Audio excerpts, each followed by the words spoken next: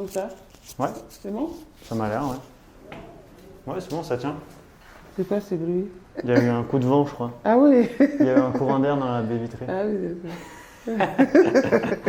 Donc le thème, Mhm. je t'explique et puis après on pourra débattre sur ça. Ouais. C'est qu'en fait je travaille sur un projet Mhm. qui s'appelle Bocal Ship. Mhm. C'est la liaison du mot bocal comme Mhm. l'objet en verre Mhm. et ship S-H-I-P comme bateau ou navire en anglais. Mhm. Donc le mot il est inspiré de leadership qui est un mot anglophone. Et donc si tu réunis bocal et ship, donc ça crée le mot Bocal Ship. Mhm. Et je dirais le cap, c'est de vivre de manière simple, fluide et organique. Donc c'est ce dont je te parlais tout à l'heure. Et en fait, c'est dans mon orientation et dans mon parcours à moi, Marc Alby, j'ai découvert que c'était ce vers quoi je souhaitais m'orienter au quotidien. Et je me rends compte que la société dans laquelle j'ai évolué, en tout cas, dans laquelle j'ai étudié à l'époque, etc., elle n'était pas nécessairement simple, fluide et organique. Ah. Et donc, mon souhait, je dirais, ou mon intention, c'est d'orienter mes énergies pour créer un écosystème, ou en tout cas contribuer au monde global de manière simple, fluide et organique. Et donc, je m'inspire de chaque personne que je rencontre comme toi. Précédemment, j'ai déjà enregistré 4 épisodes que j'ai publiés sur Internet. Ah, d'accord.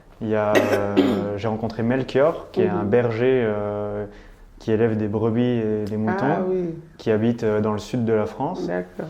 J'ai rencontré Marcelo, qui est un ancien sculpteur à la retraite, qui a 67 ans, et qui m'a accueilli durant le mois d'avril il y a 1 an, chez qui j'ai étudié notamment la permaculture, tous les sujets liés à la forêt comestible, à l'artisanat aussi.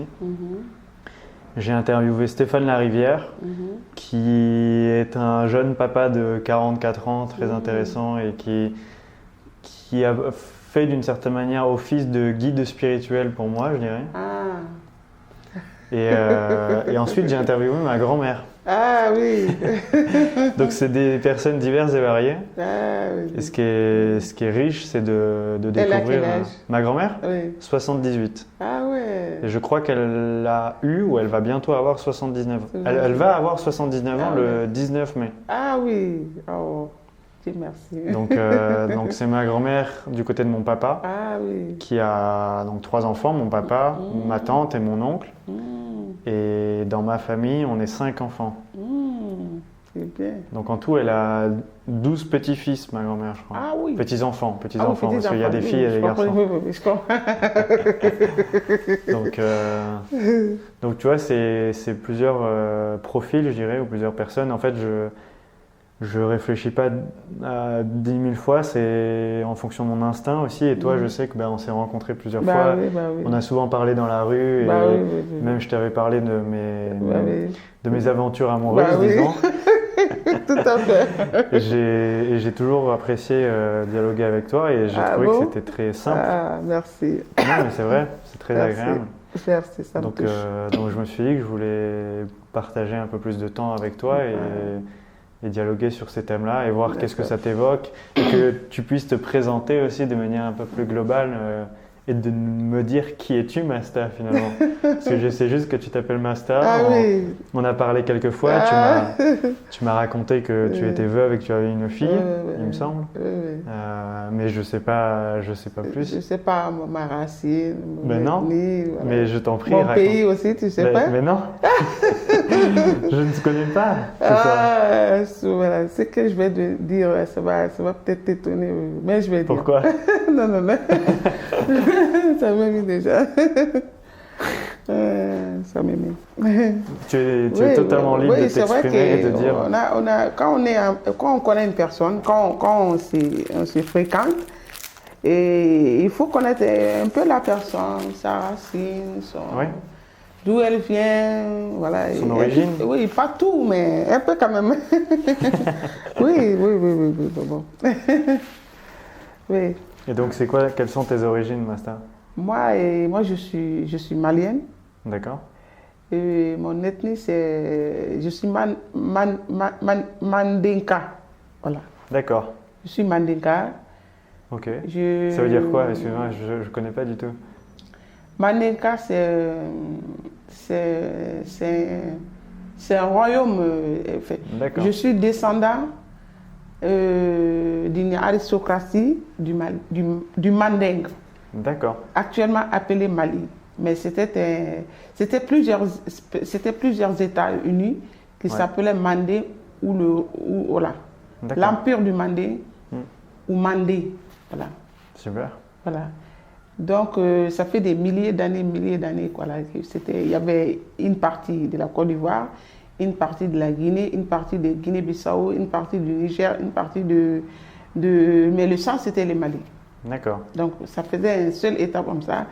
Et bien, les rois, là, c'était mes descendants. C'est génial. Je suis princesse de sang. Tu es princesse de sang. Oui. C'est génial. Et comment est-ce que tu es arrivée ici à Aubervilliers? Ben, je suis venue comme congé français. D'accord. Oui. Ok. Avec mon mari. Voilà. Ouais. Et donc, ton mari était français Enfin, il était africain. Ouais. Nationalité française. D'accord. Et tu l'as rencontré en Afrique, du coup? Oui. On est de même famille, on est de même sang. Voilà. Ah ouais? Oui. Wow. Je suis Konaté, il est Konaté aussi. D'accord. Super. Et comment, même famille avec Salif Keita, le chanteur. D'accord. Oui, on est de même famille. Et puis, il y en a qui ont été des présidents comme l'ex-président qui est décédé là, qui est au Mali là. C'est de la même famille. Il y a eu d'autres présidents qui étaient Modibo Keita, président Mamadou Konaté, voilà. Super. Ok. Et donc, tu as grandi au Mali? Oui, j'ai grandi au Mali. Et tu es arrivé à quelle période en France? Je suis venue ici en 2009. En 2009? D'accord. Est-ce que tu avais déjà... Oui, tu avais déjà ta fille? Elle non, était déjà née? Non, j'avais ma première fille, je l'avais déjà. D'accord. Parce que tu en as combien? Après, j'en ai eu une ici. D'accord. Oui. Ok. Oui. Et quelles ont été tes activités, je dirais Ben, j'ai pas fait trop parce que quand je suis arrivée seulement, je suis tombée enceinte. D'accord. Donc, je n'ai pas avec ma fille, elle voulait être avec moi. Donc, elle n'a pas voulu être avec son papa, je ne sais pas pourquoi. Donc, c'était pas facile. Du coup, elle n'était pas bien. Elle n'était pas bien. Après, elle a accepté, voilà. Elle a accepté. Elle ne voulait pas au début. Elle voulait pas. Tu ne vivais pas avec ton mari? Oui, on vivait ensemble. Ah, d'accord. Oui. On vivait ensemble. Ça m'a beaucoup étonnée. Mais bon. Et au début, il ne voulait pas. Toute petite, il ne voulait pas. Depuis qu'il est né, il ne voulait pas. D'accord. Enfin, il est né, les 2 semaines, il était avec lui. Ça allait très bien. Mais 6 mois, seulement, il ne peut pas la toucher. D'accord. Il ne peut pas la toucher, elle hurle. Ah ouais? C'était comme ça. Après quelques mois, elle a aimé jusqu'à ce qu'elle disait, papa, je t'aime. C'est bien. Elle disait tout ça, papa, je t'aime. D'accord. Papa. Voilà. J'ai voulu travailler parce que j'ai fait une formation en hôtellerie. Voilà. En hôtellerie? Oui. D'accord. C'est ça que j'avais fait en Afrique quand je venais. Ok. Donc, je voulais continuer encore pour étudier encore, mais je n'ai pas eu le temps. Elle n'était pas tranquille, quoi. Ouais. Elle voulait trop s'amuser. Même là, aujourd'hui, à l'école, elle s'amuse. Mais elle est première de sa classe. Hein. D'accord. Oui, elle est première avec 20 sur 20. Mais elle s'amuse. Elle n'a pas fini parce que je ne la faisais pas sortir parce qu'elle se mettait en danger. Elle court derrière la route. Si elle voit les enfants avec leur maman, elle court pour les attraper. Même si c'est pour traverser les guidons. C'était comme ça. Du coup, voilà, je la fermais. En même temps, elle est très maligne. On met la clé voilà. Elle regarde là où on cache la clé. Elle monte sur la table, elle prend, elle ouvre. C'était comme ça. C'est vrai. Elle a beaucoup d'énergie. Oui. J'étais épuisée, oui. J'étais épuisée. Chaque jour, il faut courir à la maison. Je cours là. Je la surveille pour qu'elle ne se mette pas en danger. Et on va sortir aussi. On va aller dans la poussette. Elle ne veut pas s'asseoir. Il faut qu'elle se lève pour marcher. Elle se met debout au milieu du guidon. Assois-toi. Non, j'étais épuisée. Elle ne peut pas sortir sans elle. Il faut qu'on aille ensemble. Mais sinon, son père il va la laisser là. Elle va pas. Elle va faire n'importe quoi. Elle va ouvrir. Ma fille, elle est sortie. Il va me dire seulement, elle est sortie. Je l'ai cherchée, je n'ai pas vu. Et si tu devais te présenter aujourd'hui, le 7 avril 2022, comment est-ce que tu te présenterais? Aujourd'hui? Oui. Je ne sais pas. Je n'ai pas d'idée. Mais tu t'appelles Masta déjà? Oui. Tu es une femme? Oui. Et je ne sais pas, qu'est-ce qui te définirait d'une certaine manière en tant que personne au sein de ce monde vaste et grand? Je suis malienne, je suis très croyante, par exemple. Ouais. En quoi est-ce que tu crois? En Dieu. Ouais. Oui, je suis très croyante, je suis très sociable. Ça j'ai vu, oui. Il a vu. Je suis très sociable et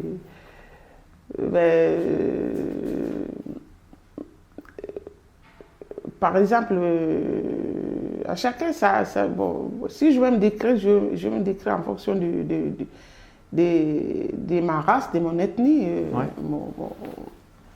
mes parents, l'éducation, la religion et puis l'éducation de la famille en tant que descendant d'aristocratie du Mali. Voilà, chez nous, c'est-à-dire il faut travailler, avoir de la connaissance, être droit et savoir parler. Ça, c'est la devise.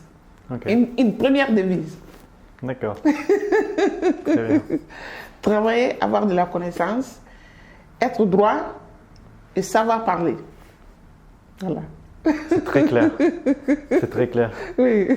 Et aujourd'hui, tes journées sont animées par quoi? Aujourd'hui, est-ce que tu travailles? Non, je ne travaille pas. D'accord. Voilà, je ne travaille pas. Je ne travaille pas et j'envisage de travailler un peu.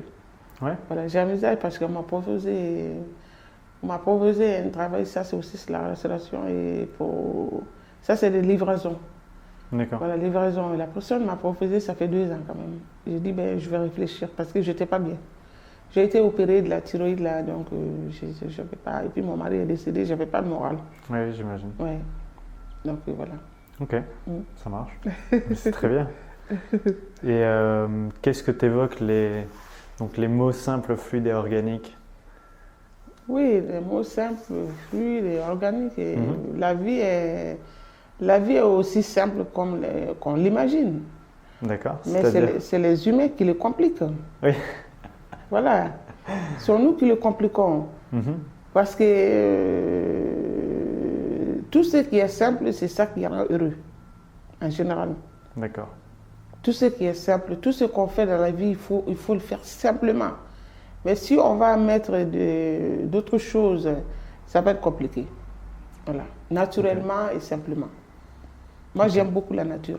Ouais. J'aime les animaux, j'aime la flore. J'aime surtout les animaux sauvages. J'aime beaucoup. Les fleurs, tout.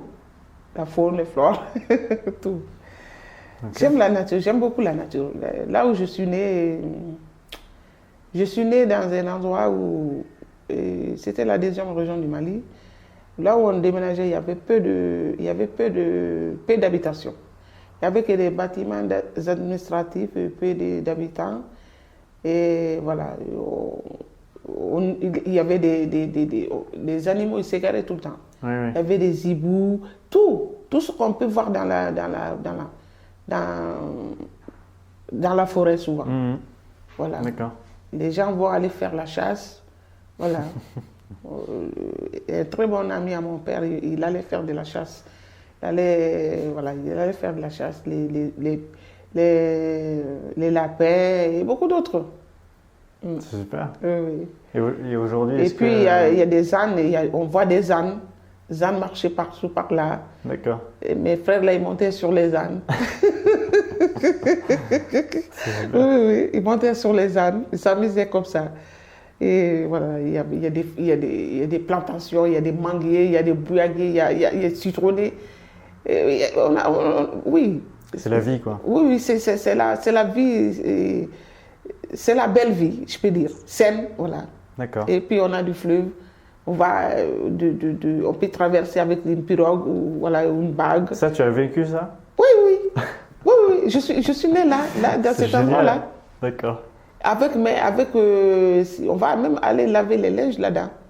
On va aller laver les linges, on va se baigner, on ne va pas très loin. Si on va pas, au moment de crue, on peut traverser. J'ai traversé à pied. Mais ce n'était pas autorisé par mes parents. C'était pas conseillé. Non, c'était pas autorisé. Ah, même pas autorisé? Oui, c'était pas autorisé ni conseillé. J'ai traversé à pied 2 fois. Mais c'est-à-dire les enfants de pêcheurs là, souvent ils sont là. Donc on n'a pas peur. Quand on dit secours, ils vont venir au secours. Ils nous traversaient même, ils nous louaient leur pirogue. Et puis avec les garçons, on mettait là-dedans, souvent ils nous faisaient peur. Ils me disaient, tomber, des choses comme ça. Bon, on traversait, on allait faire de la cuisine là-bas, du barbecue, des choses comme ça. Et puis voilà, et le soir, enfin, pendant des heures, après on retourne à la maison. Quand il y a les crues, mais quand c'est, voilà, non. Quand il y a, voilà. Quand il y a en saison sèche, voilà.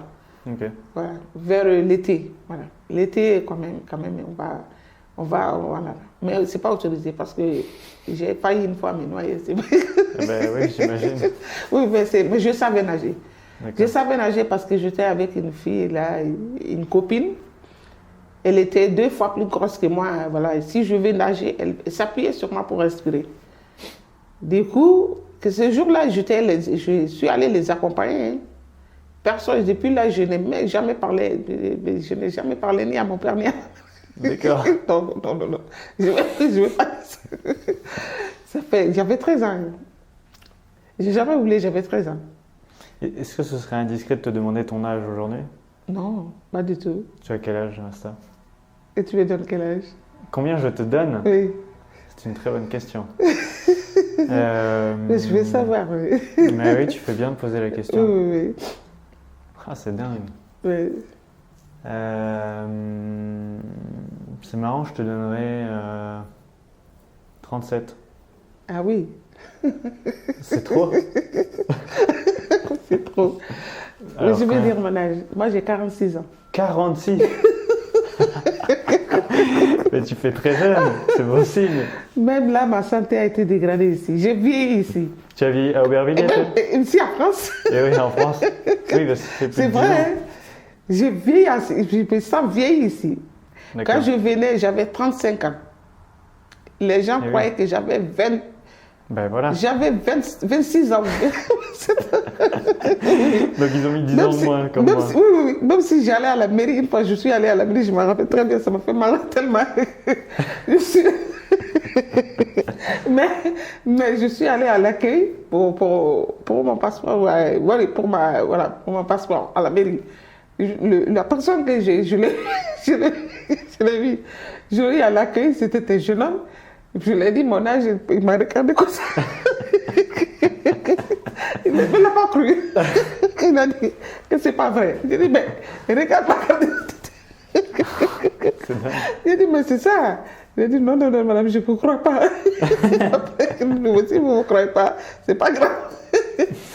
Oui. Il m'a 27 ans, 28 ans, il m'a dit. J'avais 35 ans. C'est dingue. Oui, j'ai 46 ans. J'ai eu 46 en décembre. Là. Ok. Décembre prochain, j'aurai 47. Ouais. Super. Et est-ce que la vie que tu as vécue quand tu étais au Mali, est-ce qu'elle te manque? Est-ce que tu aimerais la vivre encore aujourd'hui? Ou ça te plaît ici? Ce qui me manque beaucoup, c'est quand on était dans la deuxième région du Mali. Cette vie-là me manque beaucoup. L'endroit, ça me manque beaucoup. Il y a la tranquillité. On entend les oiseaux chanter, on entend toutes sortes d'oiseaux qui venaient. Les pigeons, ma mère elle élevait des moutons, des pigeons, comment ça s'appelle, des moutons? Des poules? Non. Des poules, voilà. Des poules. Elle élevait des poules. Elle avait un poulailler comme ça, un peu plus grand comme ça, deux comme ça. Les moutons avec des poils. Elle en avait acheté deux, un mâle et une femelle. C'était des jumeaux, avec des poils. Ils étaient tout blancs. Il n'y avait pas... Je ne mangeais pas la chair, tellement qu'ils étaient familiers avec nous. Ils étaient dans la cour, hein. Ils étaient dans notre cour. On les lavait propres. Non, on les nourrissait avec soit du mil, le restant des non, pas les restants, l'écorce des mil. D'accord. L'écorce des mil ou du maïs ou aliments bétail. On en fabriquait dans une usine qui s'appelle aliments bétail. C'est des écorces qu'on fabrique. On mettait d'autres choses là-dedans, on mélangeait. Ça fabriqué dans la machine, ça s'appelait aliments bétail. Voilà. Super. Des aliments bétail. On allait acheter ça. On les lavait tout le temps, on les soignait. Non, mais je vois que vous voulez manger la chair. Mais c'était tellement mignon. La femelle, des petits comme ça, quand ils naissent, des petits comme ça qui suivaient leur mère comme ça. Ils étaient tout blancs comme la neige, comme ça. Je te dis, c'est comme ça. La couleur de peau était comme ça, tectus. Ils étaient magnifiques. À part les sabots qui sont... Oh là là là là là là. C'est génial. Non, mais quand on a déménagé, on les a laissés là-bas. Hein. D'accord. On est parti à Bamako en 92. Là, les bruits, moi je ne dormais pas. Hein. Parce que là-bas, c'est tranquille. À 18h, tout le monde dort. Oui, à 18h, tout le monde est couché. Les marchés, les commerces, tout est fermé. À 18h, 18h30, il n'y a plus même pour aller chercher. Ah, j'ai fait, je vais on fait des barbecues par-ci, par-là, des dibiteries, des choses comme ça. On fait par-ci, par-là. Mais à 12h30, il n'y a rien. Tout est fermé. Donc les gens dorment tranquilles. On dort tranquille, même si les enfants vont s'amuser dans la cour. Ils font moins de bruit pour que les parents ne se réveillent pas. Mais là-bas, les enfants s'amusent beaucoup. Ça, oui. Ils s'amusent beaucoup. Ok. On s'amuse beaucoup là-bas. Parce que là, même la journée, on peut aller vers la forêt, il y a des manguiers, il y a des chutes d'eau, on peut aller s'amuser là-bas, revenir sans danger.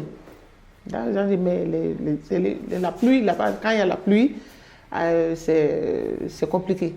D'accord. Il y a trop de vent. C'est comme il y a des pluies diluviennes. Souvent, il y a des pluies diluviennes. Il faut faire attention. Quand il pleut, il faut rester sur soi. Voilà. Ça, c'est un problème. C'est dingue. Et on a même installé, il y a des foudres. Il y a beaucoup de foudres qui descendent aussi. Voilà. Donc on a installé un appareil là pour rejeter les foudres, que les foudres ne descendent pas. Sinon, tout le temps, il y a des foudres. Tout le temps. Ouais. C'est vers la forêt. Peut-être c'est ça. Okay. Et aujourd'hui, ou dans ton quotidien ici en France, qu'est-ce qui nourrit ton bonheur? Qu'est-ce qui nourrit mon bonheur? C'est en tant que croyante, c'est de m'approcher de Dieu de plus en plus. D'accord. Et que mes enfants aient une meilleure santé, qu'ils étudient bien à l'école. Dieu merci, ils étudient bien. Et la petite, la dernière, elle est première de la classe. L'autre, là, elle est à son étude pour travailler, à son deuxième master. Dieu merci, et ben voilà. Ok. Voilà. C'est très simple, c'est super. Et que mes parents aussi restent toujours en bonne santé et qu'ils puissent vivre très longtemps, mes frères et sœurs là, et toute la famille d'ailleurs. C'est génial. Ça, c'est mon bonheur. Ça, c'est le seul C'est mon seul souci, voilà, et que moi aussi j'ai de la santé. Je vois. Est-ce qu'il y avait un sujet que tu voulais aborder ou que tu voulais partager durant cet enregistrement vocal par rapport à, je sais pas, ton quotidien ici à Aubervilliers Comment est-ce que tu améliorerais le cadre de vie dans lequel tu vis aujourd'hui en France? Oui, aujourd'hui, ici, ce que je voudrais d'abord, c'est l'éducation des enfants, la protection des enfants, la protection de l'environnement. Ouais. Voilà, la protection éviter les pollutions, voilà, pour que les gens puissent avoir moins de problèmes de santé. Parce que la pollution, là, ça dégrade la santé, tout le monde le sait. Et la consommation, ce qu'on mange aussi, de faire attention aussi. Si j'étais inspectrice d'hygiène, j'allais rentrer dans n'importe quel magasin, vérifier tout ce qui est dangereux pour la santé. Ouais, d'accord. Voilà. Okay. Est-ce que là, on se trouve dans le magasin du labo végétal à Samplon 93 Est-ce que ça te parle, ce qu'on a commencé de construire ici, qui va devoir déménager, mais est-ce que ça te plaît? Est-ce que tu sens que ça va dans la direction de ce que tu me dis Oui. Déjà, vous étiez en train de travailler. C'est bien de travailler. Oui. C'est un projet. Voilà, c'était un projet comme quoi vous allez travailler. Il y aura un petit jardin ici où les gens peuvent se reposer, des trucs comme ça. Déjà, les arbres, les fleurs là, la faune et les flores, ça contribue au bien-être de l'être humain. Tout à fait. C'est indispensable. S'il n'y a pas de ces choses-là, l'être humain va disparaître. Ça n'a aucun doute. Okay. L'être humain va disparaître. Déjà, moi j'ai étudié un peu la biologie. Voilà. La photosynthèse. Les animaux, là, par exemple, leur sel, ça permet de régénérer certaines plantes ou de les repousser. C'est ce que j'ai étudié à l'école. Et même à la télé, si on voit les documentaires, on montre même la preuve. Comme quoi, les animaux là, peut-être c'est eux qui nous nourrissent. Ouais. Oui, les arbres là, c'est eux qui nous font vivre. C'est l'oxygène. Déjà, voilà. Ils absorbent du gaz carbonique, ils dégagent de l'oxygène. Mais si on va couper tout ça, par exemple, le jardin là qu'ils vont faire, quand ils vont faire, tout va disparaître et qu'il va y avoir que de la terre. On va faire comment? On va manger de la terre? On va respirer de la terre? Bah oui. On va respirer que de la terre. On va manger que de la terre. Oui. Bon, si on va dans la Bible, ou dans le Coran, que Dieu a dit, les animaux et les humains, on a le même souffle de vie. Comment meurt l'un, meurt l'autre. C'est Salomon qui l'a écrit. Comment meurt l'un et meurt l'autre. Ouais. Nous avons le même souffle de vie. C'est beau. Voilà. Mais il y en a qui tuent les animaux, non seulement pour leur chair. Si on mange, chez nous, si on tue un animal, il faudra une cause pour le manger. Si ça ne te sert pas à te nourrir. Mais des animaux, on ne mange pas, ça tue aussi. Des oiseaux en Afrique, quand on le mange, ça tue. Ils sont toxiques. C'est du poison. Mais si on tue un animal sans le manger, ça c'est grave. Et déjà, on dit déjà chez nous, quelqu'un qui s'occupe des animaux. Je ne parle pas scientifiquement, mais religieusement, ou les sages, les paroles des sages, on dit, la personne vivra très longtemps. La personne vivra très longtemps. Ça rallonge la vie. D'accord. Quelqu'un qui s'occupe des animaux, voilà, n'importe quel animal. Quelqu'un qui s'occupe de ça, quelqu'un qui prend soin de ces animaux-là. Voilà, c'est une parole des sages. Même la Bible le décrit. Comment meurt l'un, c'est péché. Dans la Bible, c'est un péché, c'est un très grand péché de tuer un animal. Généralement, on dit quelqu'un qui tue un chien, c'est vraiment, il va tuer quelqu'un, il va tuer une personne. Quelqu'un qui tue un chien, par exemple, quelqu'un qui tue un chien, ou qui est en train de tuer les bêtes. Tu vois quelqu'un qui tue les bêtes, sans pitié, sans remords, sans rien, sans sentiment ni quoi que ce soit, il va tuer un être humain. Tôt ou tard, il va tuer. Parce que c'est pareil. C'est pareil. Comme on dit, on a le même souffle de vie. Ouais. On est tous humains, on respire tous. Mais s'il faut éliminer ça, si quelqu'un peut enlever une vie sans remords, sans quoi que ce soit, l'être humain, c'est quoi pour lui? Mais c'est rien, c'est pareil. C'est pareil, il va tuer. Et c'est logique, c'est démontré même par la police, les enquêteurs, les enquêtes criminelles.